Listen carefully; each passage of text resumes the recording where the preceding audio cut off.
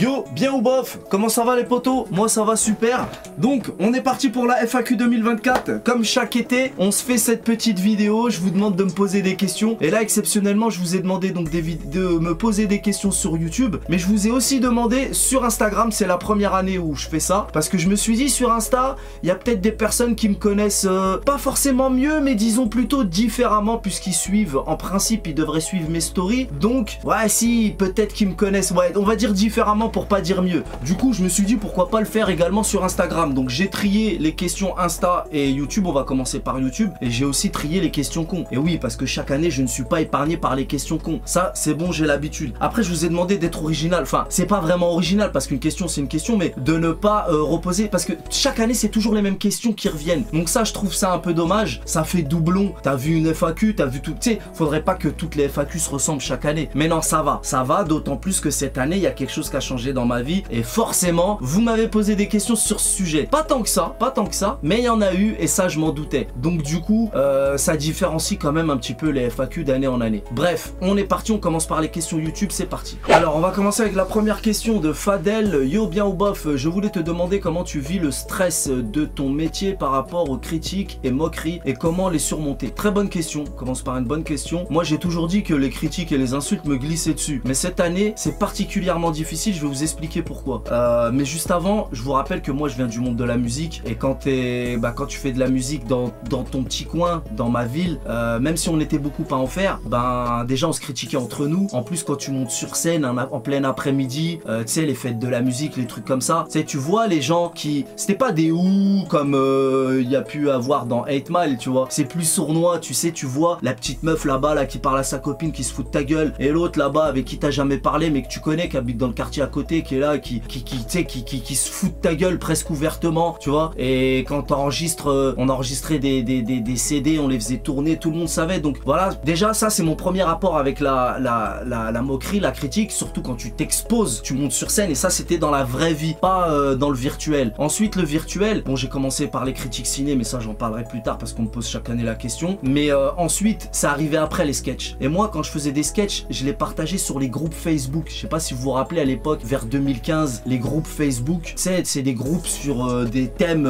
variés, tu vois, des thèmes, n'importe quel thème. Et donc il y a des gens, ils sont là, ils t'ont rien demandé, ils te connaissent pas. Et moi je partageais mes vidéos dans ces groupes là. Donc c'est des gens qui n'ont rien demandé, qui voilà, même les gens qui me suivent, ils me critiquent. Alors imagine les gens qui t'ont rien demandé, tu vois. Et là je me rappelle, je capturais les critiques, j'avais fait un dossier et je mettais toutes les critiques dedans. Et il y en avait vraiment des dures, notamment une qui m'a marqué, dont je parle souvent, c'est même devenu une blague. C'est un mec qui m'avait dit, je sais plus, c'était une longue phrase et il m'avait dit beurette sensible. Ça m'avait tué, j'étais mort de rire et en même temps c'était méchant, tu vois. Alors pourquoi cette année ça a été plus difficile? Parce que là il y a eu les législatives, t'as vu? Et là ça a été différent de d'habitude. Parce que moi je me fais critiquer et insulter tout au long de l'année. Ça me glisse dessus, même si parfois c'est rare, mais ça arrive que un jour je sois mal luné ou un jour le gars il a eu un mot de trop et ça me touche, ça m'affecte un petit peu, mais ça passe rapidement. Il faut savoir que moi je ne réponds jamais par des insultes et même je réponds même jamais, mais vraiment ne jamais répondre par des insultes. Mon principe est simple, c'est-à-dire que si moi je répondais par une insulte, le gars qui me croise dans la rue aura un bon prétexte pour me rentrer dedans. Et j'ai pas peur, tu vois, mais je suis pas musclore non plus. Mais le gars, il va se dire, il s'en foutra de savoir qui a commencé le premier. Il aura toujours raison dans sa tête. Et si moi je l'insulte, en retour, il va penser que à ce que moi je lui ai dit, à la gravité de mon propos à moi, parce que le but du jeu, c'est qui va dire le truc le plus méchant. Et il va penser que à mon propos à moi, et ça lui fera son prétexte sans savoir qui a commencé. Il s'en fout de savoir qui l'a commencé. Moi, faut savoir que moi, sur internet, j'ai beaucoup d'insultes. Même dans l'espace commentaire, vous pouvez le voir dans les espaces commentaires. Mais dans la vraie vie, j'ai jamais eu un seul problème. Aucune animosité, jamais. Même des Marseillais qui me croisent, ils sont plusieurs, ils font des photos, ils rigolent avec moi, ils savent que c'est du chambrage. Dans la vraie vie, on se regarde, on rigole, c'est évident que c'est du chambrage. C'est évident, ça fait rire tout le monde. Mais sur internet, tout d'un coup, je me transforme en personnage immonde. Ce que je dis, c'est hyper grave, en A à Z, c'est grave, tu te rends pas compte. Alors que dans la vraie vie, tout le monde rigole, tout le monde est détendu. Jamais eu de problème. Mais si je commence à répondre aux insultes par des insultes, forcément, les gars dans la vraie vie, il y en a, ils vont pas me regarder regarder avec le même œil. Et tu sais, c'est humain, il va pas penser qu'il a commencé, il va penser à ce que toi t'as dit. Bref, ça c'est mon principe. Pour revenir aux législatives, là cette année ça a été différent et vraiment j'ai été affecté. Je vous dis la vérité, cette année ça m'a tellement choqué, tellement perturbé que j'ai voulu en faire une vidéo. Finalement c'est passé et j'ai pas fait de vidéo. C'est la première fois que je suis autant touché que ça sur des critiques. Là, ce qui me fait de la peine, c'est qu'il y a des gens qui me suivent depuis longtemps, qui ont des propos tellement à des années-lumière, tellement, tu sais, soit des propos racistes, soit moins racistes, ou soit c'est pas nous le raciste, c'est toi, c'était, voilà, il y a deux France qui se regardent, c'est compliqué, en plus mauvais timing. Moi je parle de mon mariage à l'étranger, comme par hasard juste un peu avant, moi j'y connais rien à la politique, je savais pas qu'il allait avoir les législatives, et du coup, moi ça m'a affecté, et il y en a un, il a carrément craqué son slip, il a dit des trucs très graves, des propos à caractère racial grave, il m'a dit ouais, sang impur, tu crois que t'es français mais tu le seras jamais, il a parlé de mon mariage, il a parlé de trucs, il a dit des trucs dégueulasses, je me rappelle plus, je l'ai partagé dans ma story, et il y en a plein d'entre vous qui m'ont dit porte plainte, tu peux pas laisser un truc comme ça, genre c'était grave, tu vois, c'était grave. Et le même gars, dans notre conversation, quelques mois avant, il me disait, non, il y a l'année dernière, il me disait ouais, merci pour ton code promo, j'ai commandé le maillot Paris Spider-Man et tout. Le même gars, on s'est jamais parlé, on s'est jamais disputé, on se connaît pas. Le même gars, il est passé de merci poto à sang impur, et dommage, je me rappelle plus de ce qu'il a dit, mais c'était pire encore, c'est rien ça. Parce que tu vois, si c'était que lui, ça irait, à la rigueur, même si c'est grave. Mais là, il y avait plein de gars qui m'envoyaient le même genre de message. Et à chaque post, t'avais des débats avec d'autres un peu moins extrêmes. Mais il y a des gars dans mes abonnés qui sont moins extrêmes, mais qui ont presque pas les mêmes propos, mais qui sont dans le même délire. Et ça fait des débats à chaque post, même quand je fais une blague. Il y avait des débats, dans tous mes posts, il y avait des débats sur ça. Et dans mes messages privés, c'était encore pire, genre des trucs de... Parce que t'es mal l'intelligence du gars qui te parle de sang impur. Je veux dire là, c'est au niveau du mec bourré dans un bistrot, tu vas pas discuter avec lui. Là, c'est en termes de logique et d'intelligence. Franchement, c'est grave, tu vois. Mais quand ils sont plusieurs et que ça débat avec des gars un peu moins extrêmes, mais qui sont quand même dans les mêmes idées, et que c'est des gars qui te suivent et tout, je me suis senti encerclé pour la première fois de ma vie. Je me suis senti mal en France, le pays où je suis né, où j'ai grandi. Je ne connais que la France. Pour la première fois de ma vie, j'ai eu envie de me barrer. Et ça m'a rappelé les conversations que j'ai eues avec mon père, parce que mon père m'a souvent dit, tu sais, mon fils, tu crois que, tu sais, genre, t'aimes la France, mais la France ne t'aime pas. Un jour, il m'a dit, tu crois que t'es français, tu dis que t'es français, mais pour eux, tu seras jamais un français. Je comprenais pas, mais maintenant j'ai compris. Puis j'avais déjà eu des clashs par le passé avec des ambiances un peu racistes et tout, c'est pas la première fois. Mais là, c'était tellement intense que là, cette fois, vraiment, ça a changé dans ma tête. Là, ça a dépassé les bords. Tu sais, mon père, lui, il a vécu la guerre d'Algérie. Après, c'est pas la même génération, tu vois. Il a vécu des choses que moi, j'ai pas vécu. Et tu sais, en vieillissant, déjà, je commençais à comprendre avant d'avoir ce problème. Mais maintenant, avec ce problème, non, faut reconnaître, il y a des... Pour certaines personnes, pas pour tout le monde, mais pour certaines personnes, c'est perdu d'avance. Ça sert à rien de débattre, ça sert à rien de discuter. Tu vois, ça m'a fait la sensation de genre les gens, ils pensaient ça depuis longtemps, mais ils se sont révélés là d'un coup. T'as vu, se cachaient même plus sur internet. Alors ils étaient pas tous aussi extrêmes que le message là que je vous ai montré, mais en privé j'en ai eu plein. Et même dans les messages moins virulents, c'est des gens que je connaissais virtuellement et qui, franchement, dans tous les réseaux ça s'est lâché. Ça s'est lâché, du coup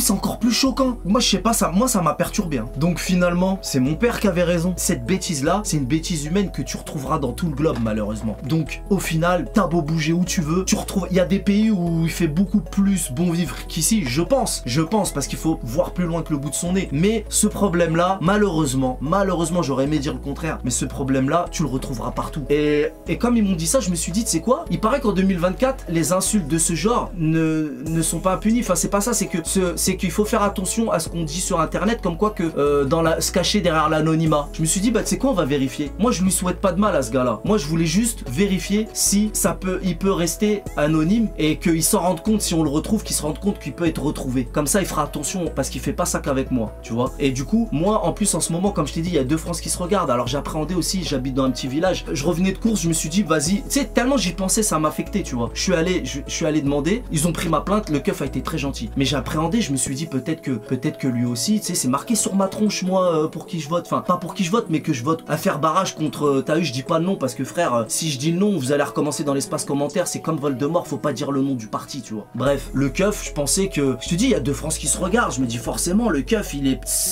Et non, en fait, il a été très cool, il m'a conseillé, il a pris truc. Et je lui dis au keuf, je lui dis, moi, je lui souhaite pas de mal, je veux pas qu'il soit condamné ou quoi. Je veux juste qu'il se rende compte, que cette personne se rende compte, et vous aussi, rendez-vous compte que ce que vous faites sur internet, c'est pas en mode anonyme, genre on vous retrouve pas les gars. Si vous dépassez des limites, on peut vous retrouver. Donc effectivement c'était le cas, ils ont pris ma plainte et tout. Maintenant je sais pas où ça en est. Il m'a dit ça peut être très très long. J'attends plus rien, un jour ils m'appelleront et le gars il se rendra compte que il est pas en mode anonymat, tu vois, c'est tout. Donc voilà. Après quand tu me dis le stress, il y a un autre aspect, parce que moi comme je l'ai dit, je viens du monde de la musique, les critiques, on connaît.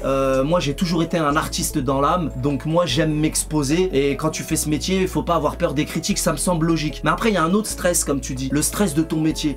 Ça c'est par exemple le fait d'avoir une société, de ne pas savoir, quand tu vis de ta société et de ta passion, bah, tu ne sais pas combien tu gagnes chaque mois. Tu as la chance de pouvoir gagner plus que le SMIC ou moins, mais chaque mois c'est la surprise. Donc ça on se rend pas compte, mais ça c'est un stress de ouf. Et devoir être tout le temps présent, tout le temps, tu ne peux pas t'absenter. Moi je m'absente un peu là, parce que à chaque fois je partais, je vous disais vacances, mais c'était pas des vacances, c'est parce que j'avais un projet, le projet d'une vie. Un mariage c'est le projet d'une vie, donc j'ai sacrifié et mes stats en ont pâti. Mais c'est le projet d'une vie là, un mariage, donc le projet d'une vie, donc j'ai sacrifié, les stats baissent et c'est un stress. T'as des factures à payer, tes stats baissent, il y a un sujet, tu te lèves le matin, boum, il y a un nouveau sujet. Même quand je dors, je pense à la vidéo que je vais faire. Et moi en plus je fais deux métiers, parce que youtubeur c'est un boulot, tu fais des vidéos, tu dois faire le montage, je fais tout seul. Mais streamer c'est un autre métier à part. En vérité c'est deux métiers différents. Streamer, t'as vu, je suis bavard là, je mets 30 ans sur une question. Déjà streamer vaut mieux être bavard, donc tant mieux, mais c'est deux métiers différents. Et donc je pourrais en parler longtemps, mais je vais m'arrêter là. Mais le stress de ne pas savoir combien tu vas gagner, le stress de devoir être constant, le stress de trouver des nouveaux angles pour tel sujet, c'est un stress permanent. Et puis tu dois être présent tous les jours, la constance. Et du coup faut vraiment aimer ce qu'on fait. Et donc pour répondre à ta question, comment je le surmonte, bah c'est une passion. C'est une passion, c'est quand vous dites oh j'aimerais bien être youtubeur, il y a des gamins, ils aimeraient bien être youtubeur, mais c'est pas leur passion. Si c'est pas ta passion, tu y arriveras jamais. Tu vas kiffer une semaine, tu vas kiffer 2 semaines, un mois, mais le fait d'être constant tout le temps, sur des années, tout le temps, ta vie elle change. Et ça, si c'est pas ta passion, c'est mort. Bon, j'aurais pu parler plus longuement là-dessus, mais vas-y, j'ai grave abusé sur la première question. On passe à la question suivante. Alors question suivante de MD 73700 qui me dit salut poto, juste une question, tu envisages quoi plus tard, genre nouvelle voiture, déménagement, etc.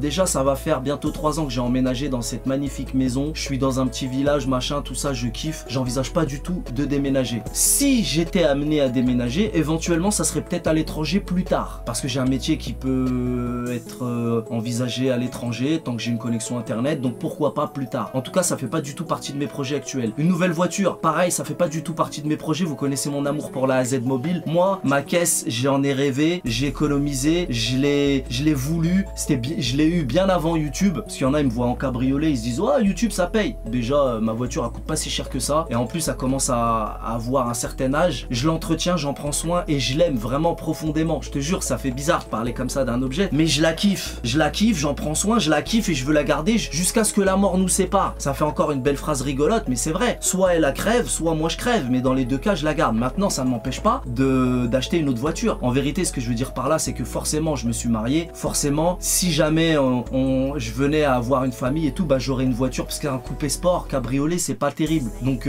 j'achèterais, j'ai déjà des idées, j'achèterais une voiture plus familiale. En tout cas ce qui est fort probable, c'est que j'achète une caisse pour ma femme, une petite caisse pour ma femme, ça c'est possible. Sinon voilà, c'est tout. Nouvelle question de YSN qui me dit est-ce que tu as déjà supporté un autre club que le PSG par le passé? Ça c'est une question que j'aurais pu tège à la poubelle aussi, parce que tous les ans on me pose la même question. Franchement je comprends pas cette question, mais bon vas-y, je l'ai déjà dit, j'ai jamais supporté un autre club que le Paris Saint-Germain. Et c'est pas un truc incroyable, c'est pas genre pour faire genre le vrai supporter, pour faire genre ouais moi t'as vu je suis un vrai, toi t'es un faux. On est tous des vrais supporters. Moi j'aime pas ce truc de faire une hiérarchie de supporters. On est tous des vrais supporters, mais maintenant c'est comme ça, c'est un fait. J'ai toujours supporté le Paris Saint-Germain, c'est tout. Maintenant je me suis quand même intéressé au Real Madrid à l'époque des Galactiques, même maintenant c'est intéressant le Real Madrid, tu vois. À la grande époque de Lyon, je suivais les matchs de Lyon, ça me plaisait. Il y a des joueurs d'anciens lyonnais, c'était une belle équipe. J'aimais Lyon, mais j'étais pas un supporter lyonnais. J'ai pris l'exemple de Lyon et du Real, mais c'est les premières idées qui me viennent comme ça. Mais sinon j'aimais bien Arsenal un certain temps, quand il y avait Titi, quand il y avait comment il s'appelle,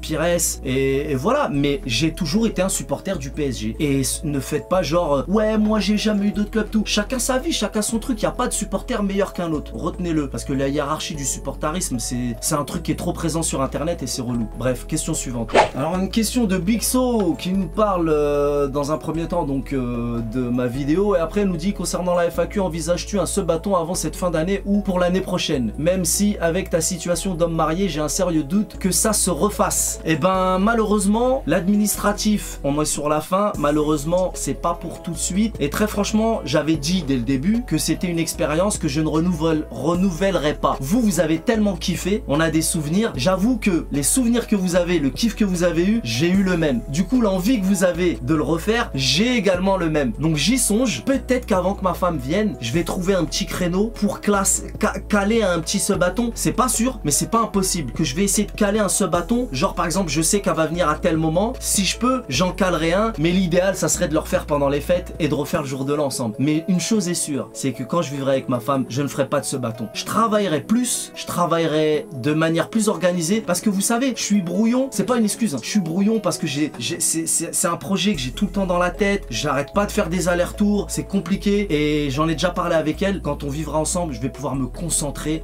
faire un planning, faire vraiment être moins brouillon. Donc il y aura peut-être pas de subathon, c'est même pas peut-être, il y aura pas de subathon quand je serai avec elle, mais en contrepartie, je serai plus régulier, je serai moins brouillon, je ferai un vrai programme entre Twitch, mes chaînes secondaires et ma chaîne principale, ça sera carré. Mais pour répondre comme je te l'ai dit, je vais essayer d'en caler un avant qu'elle vienne. Je sais pas quand, on en reparlera. Deuxième question, pourrais-tu envisager de refaire des sessions quiz sur Twitch? C'est un format que j'avais bien aimé et qui était super. Les quiz, pourquoi pas, mais si j'ai arrêté, comme je vous l'ai souvent dit, c'est parce que ça demandait beaucoup de boulot. Fallait que je fasse 50 questions, ça a l'air de rien comme ça, mais préparer 50 questions, j'en avais, des fois je mettais 2 heures, 3 heures, t'es là, des fois tu cherches, tu digues sur internet, tout ça, truc, et franchement l'air de rien c'est long. Donc oui, je le referai quand même, quand je sais pas, mais ben quand je serai moins brouillon, quand je serai organisé, quand je serai enfin dans ma vie à deux, posé et tout, je vais m'organiser, c'est promis vraiment, parce que je sais que je l'ai souvent dit, mais je vous promets que je m'organiserai et que je serai moins brouillon et que du coup, ben ce format pourra revenir. Donc voilà.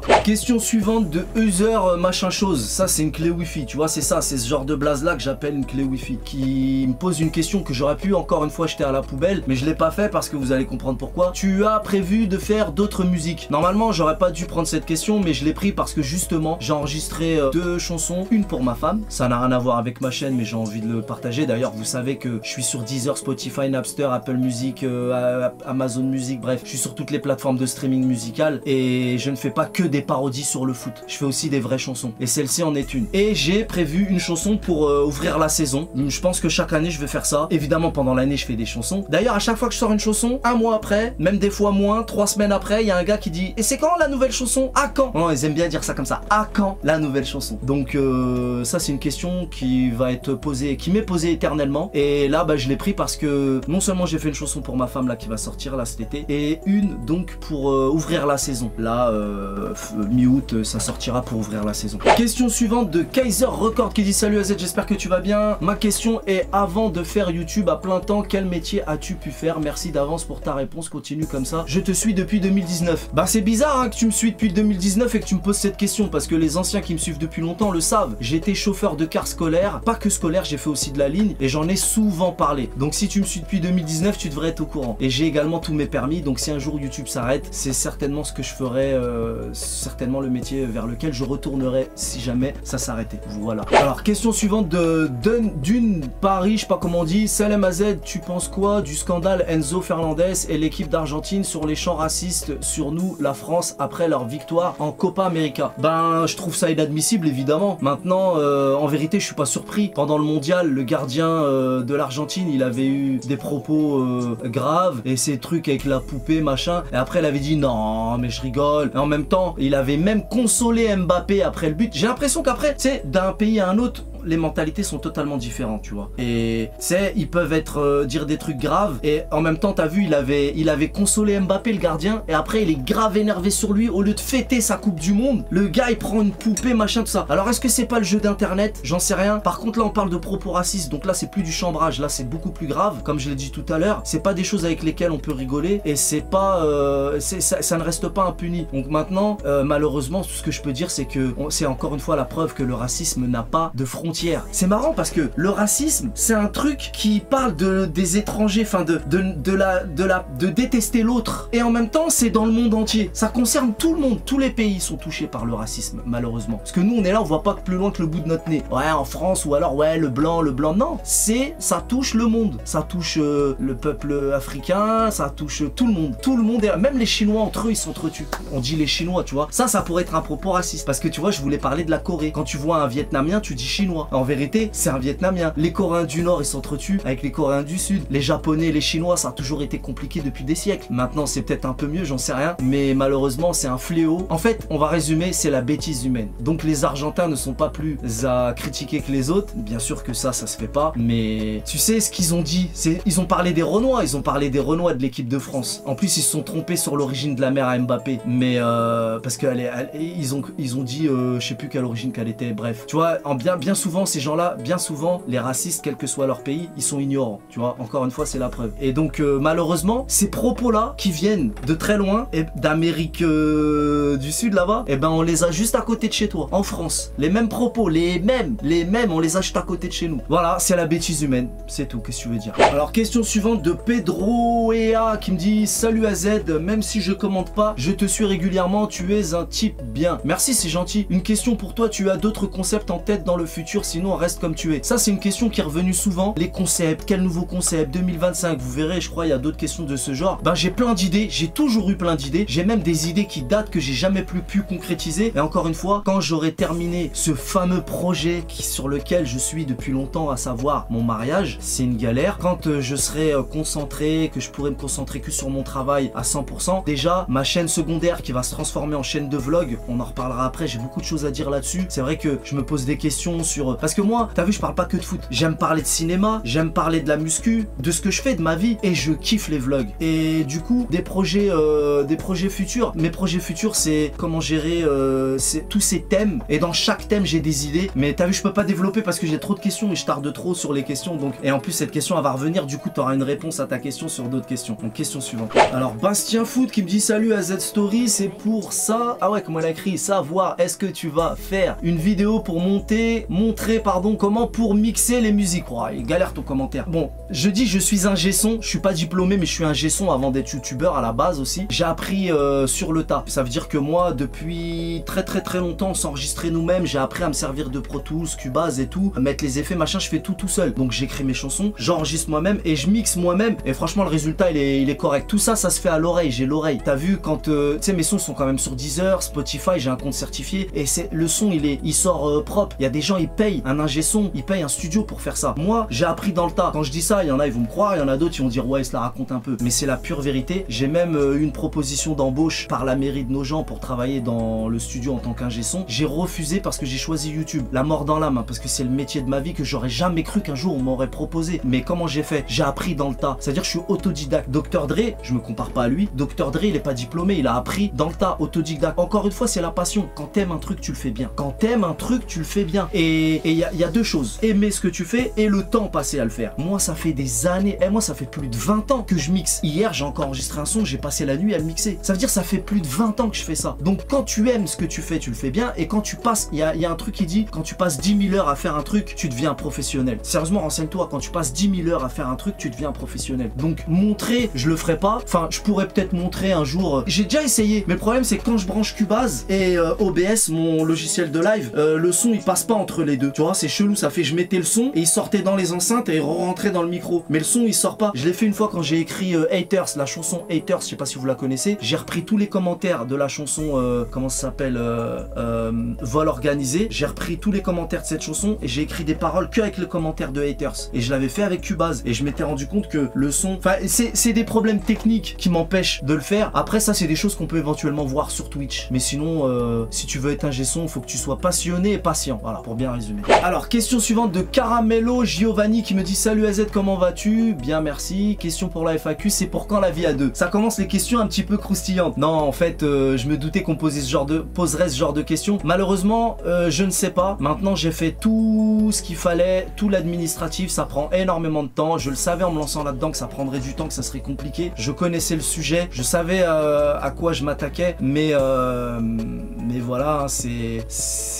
J'allais dire c'est l'amour, j'ai un peu honte, mais non, mais en fait, j'en ai parlé quand j'estimais avoir tout fait. C'est-à-dire que là, si vous êtes au courant, c'est que j'en suis à la fin. Sinon, j'en aurais pas parlé. C'est parce que j'ai peur de plein de choses. Donc, je voulais pas me porter la poisse. Parce que moi, je suis quelqu'un qui parle beaucoup. Je l'ai dit dans la vidéo, je me suis marié, je l'ai dit, je suis un livre ouvert. Normalement, j'hésite pas à le dire. Mais comme j'ai eu des problèmes dans ma vie du même ordre, sur le même sujet, j'ai eu tellement de problèmes que cette fois, j'ai dit, je vais rien dire. Je vais rien dire. Et là, comme je vous en ai parlé, c'est parce que j'en suis à la fin. Maintenant, parce que pour te marier, faut que tu demandes la permission. Et tu te maries pas comme ça à l'étranger. Donc, j'ai demandé la permission. Je l'ai obtenue au bout de plusieurs mois. J'ai fait les trucs. Là, on a même fait la cérémonie. Ça, c'était à la fin. Donc, maintenant que j'ai tout fait, je peux en parler. C'est pour ça que vous êtes au courant. Sinon, je vous aurais jamais rien dit. Maintenant, on est sur la fin. Je peux pas répondre à cette question. Quand est-ce qu'on va vivre à deux? Je sais pas. Mais incessamment sous peu, je l'espère. Très, très, très prochainement. Vraiment. Je prie tous les jours, en tout cas, pour ça. Et c'est pas une phrase en l'air. Je prie réellement tous les jours pour ça. Question suivante de Nino. Quel est ton top 5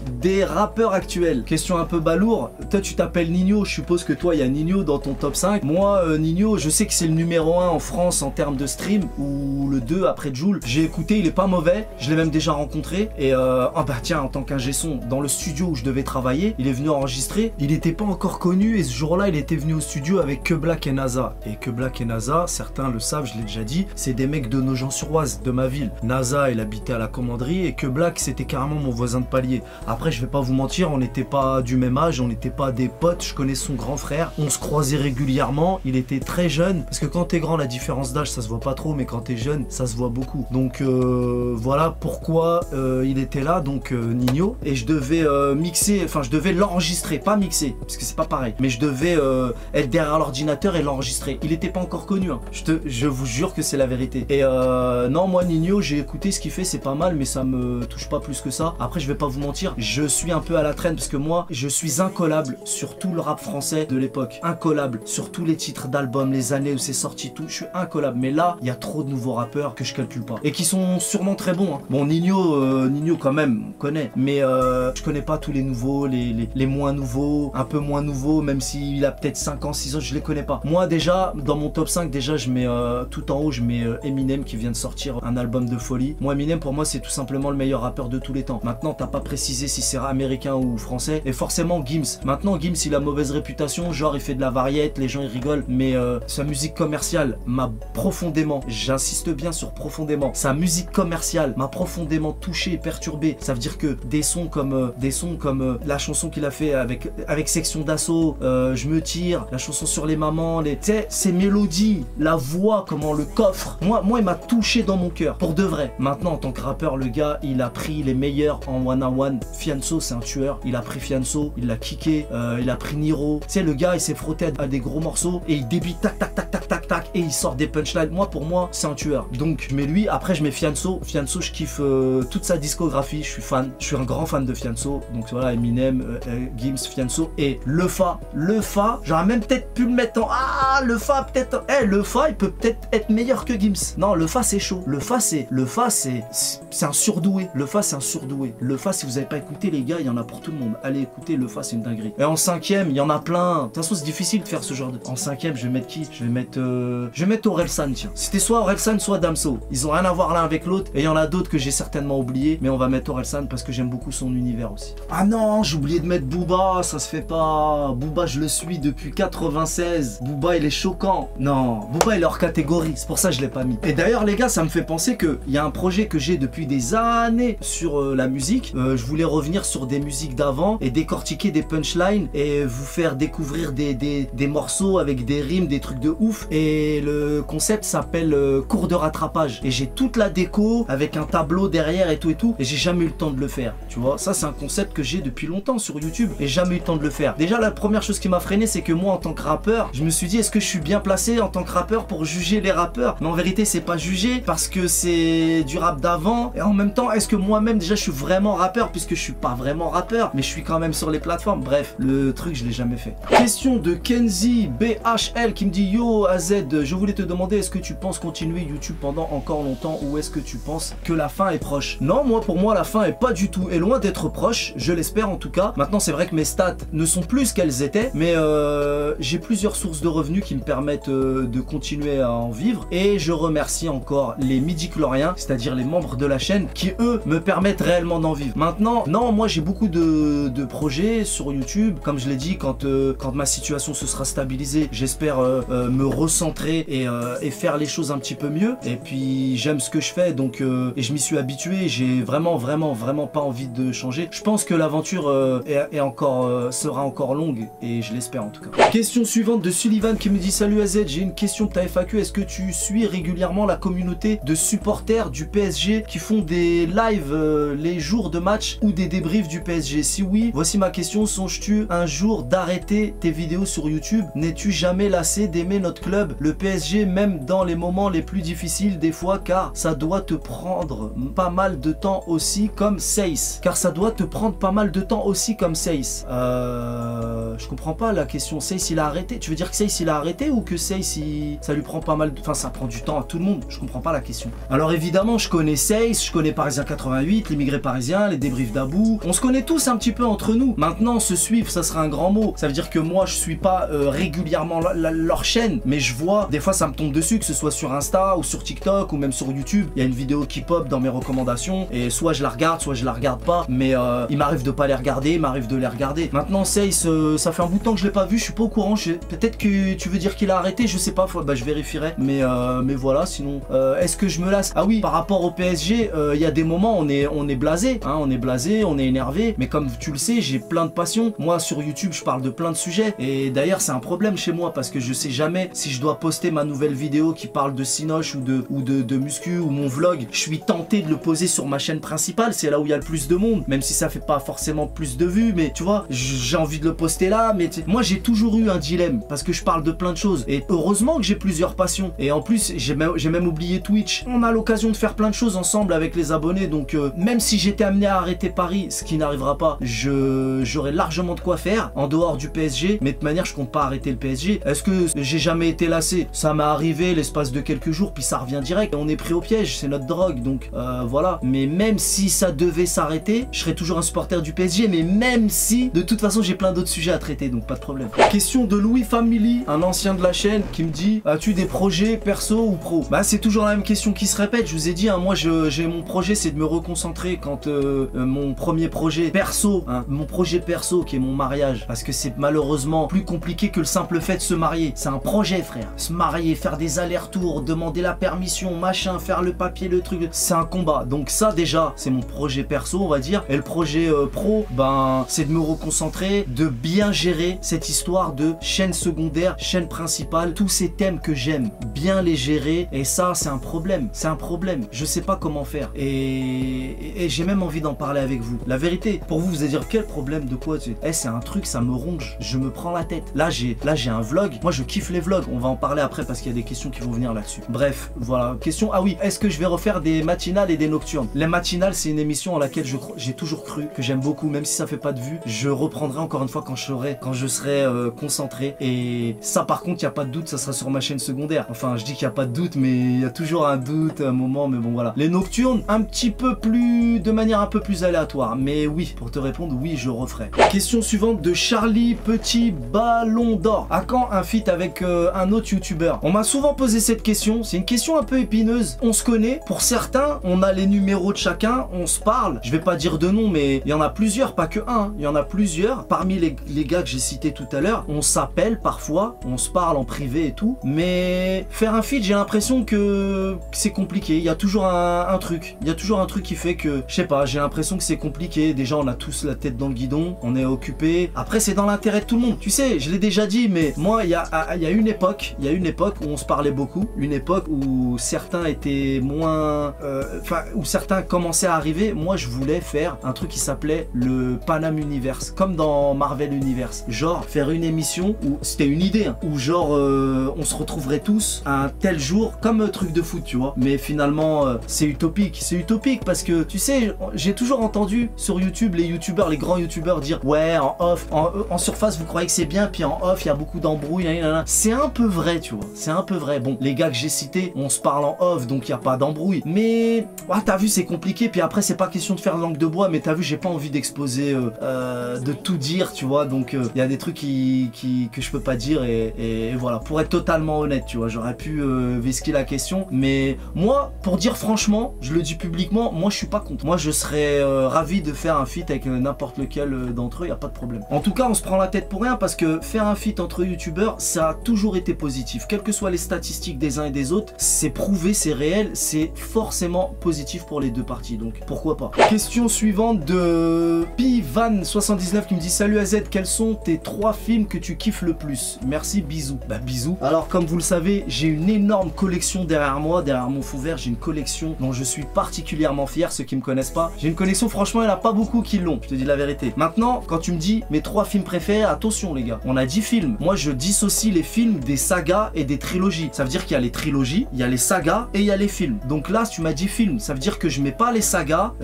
Terminator, je suis fan, c'est une saga. Les trilogies, ben Retour vers le futur, je suis archi fan, mais je le mets à part, c'est une saga, c'est une trilogie. Et il y en a d'autres. Donc en numéro 1, je mettrais Denis Brasco. En plus, je kiffe ce steelbook. Il est magnifique, je l'ai déjà montré. Théma, si ça c'est pas beau, si ça c'est pas beau, ça c'est un film les gars, si vous connaissez pas, un rôle très touchant. On l'a rarement vu dans des rôles aussi poignants. Johnny Depp à son prime, dinguerie, c'est une histoire vraie en plus, avec un joli book comme ça et tout.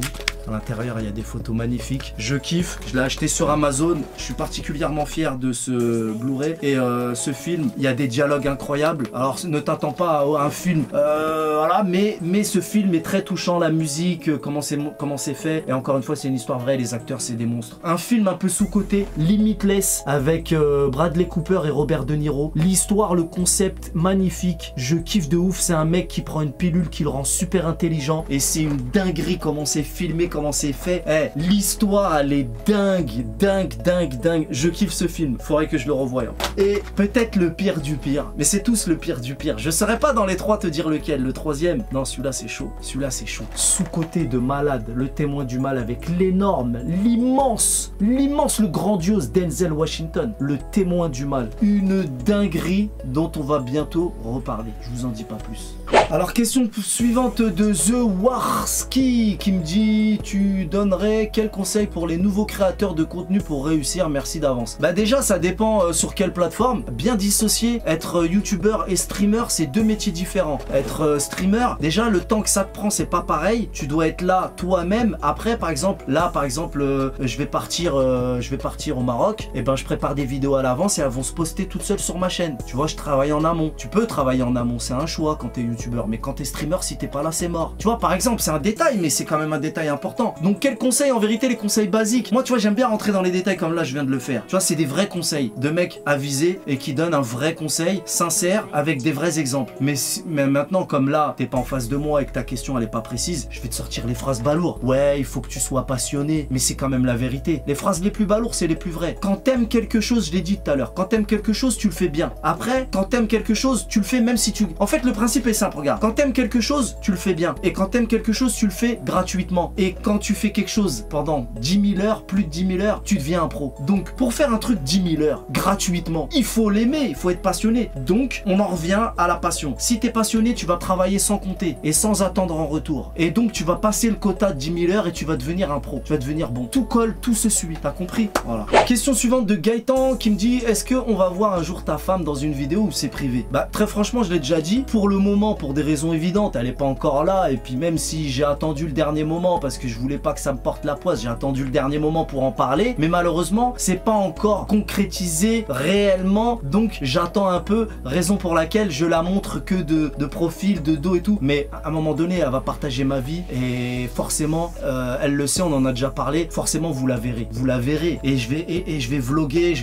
C'est un long sujet. Je pourrais expliquer pourquoi. Et c'est mûrement réfléchi. Je sais ce que je fais. Et c'est c'est mon choix, surtout c'est notre choix. Donc oui, vous la verrez, pour répondre clairement oui, voilà. Et puis tu sais, à ce sujet, on pense souvent au mauvais côté de la chose. Mais est-ce qu'on a parlé déjà des bons côtés de la chose? Parce qu'on voit toujours le mauvais côté de oui, mais faut laisser ça privé, patati patata. Mais le bon côté, c'est quoi? C'est que déjà, quand t'as la chance de vivre de ta passion, c'est quand même énorme de pouvoir. Ben, moi, quand j'étais chauffeur de car, je partais à 5 h du mat, je rentrais à 8 h du soir, même si j'avais des coupures, j'allais pas revenir à chaque coupure chez WAM. Déjà, c'est hors budget au niveau de l'essence, et en plus, c'est relou. Donc, c'est ce qu'on appelle avoir des grandes amplitudes. Et j'ai encore des collègues qui sont là-bas, et d'autres métiers. Combien d'entre vous vont au boulot et n'ont pas la chance de vivre tout ce temps avec leur femme? Et je mets même pas les enfants dans l'histoire, parce que j'aurais pu dire de voir ses enfants grandir. On va même pas parler de ça. Mais vivre au quotidien avec ma femme, et là, t'en as, ils vont te dire, ouais, mais attends, à des moments, on va en avoir marre, parce que je l'ai déjà entendu ça. Ouais, il faut qu'on ait chacun notre espace. Poto, quand je m'enferme ici dans le studio, j'ai la chance d'avoir une grande maison. Je m'enferme dans le studio, j'ai une pièce dédiée. Moi, j'ai longtemps travaillé. Mon studio, il était dans ma chambre. T'imagines, t'es en couple, le studio, il est dans ta chambre, en couple. C'est une dinguerie. J'ai la chance d'avoir une pièce dédiée. Je m'enferme là.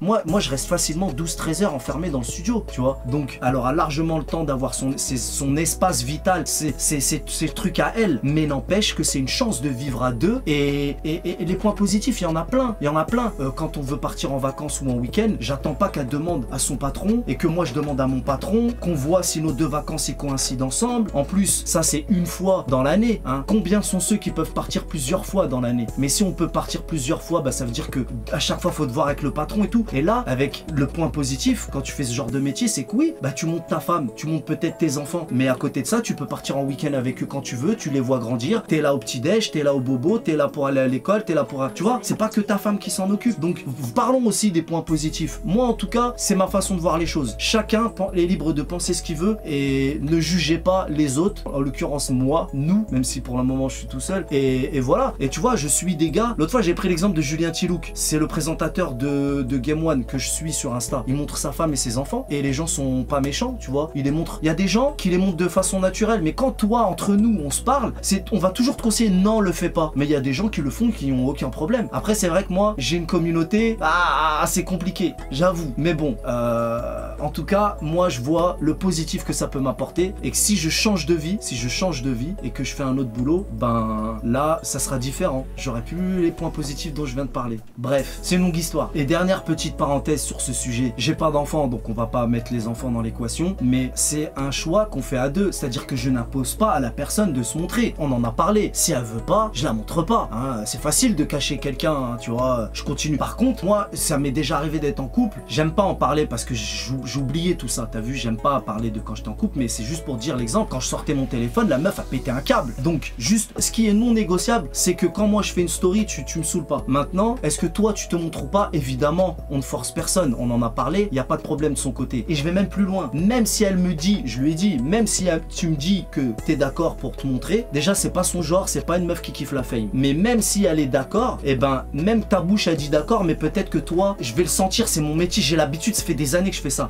Même si une personne elle te dit oui, je vais sentir si c'est pas son truc, si c'est pas naturel, si ça va, si elle est mal à l'aise avec la caméra, même si elle me dit oui pour me faire plaisir, et ben je vais le voir qu'elle est mal à l'aise et je la montrerai pas. Mais moi j'espère, moi mon souhait c'est qu'elle soit à l'aise et que tout se passe comme ça, comme moi, et qu'on accepte. Il y a des gens qui sont faits pour, il y en a qui le sont pas, et je le verrai, même si sa bouche dit oui, on verra si elle est faite pour ça ou non, et on avisera. Donc les gars, je me rends compte que la vidéo elle est beaucoup trop longue, donc on va devoir faire cette FAQ en deux parties. J'allais dire c'est la première fois, mais non, en 2018 je crois que ça m'était déjà arrivé d'avoir fait une FAQ en deux parties, si vous cherchez bien dans la chaîne, mais du coup voilà, donc cette première partie s'arrête là, et on se retrouve dans peu de temps pour la suite de cette FAQ les potos.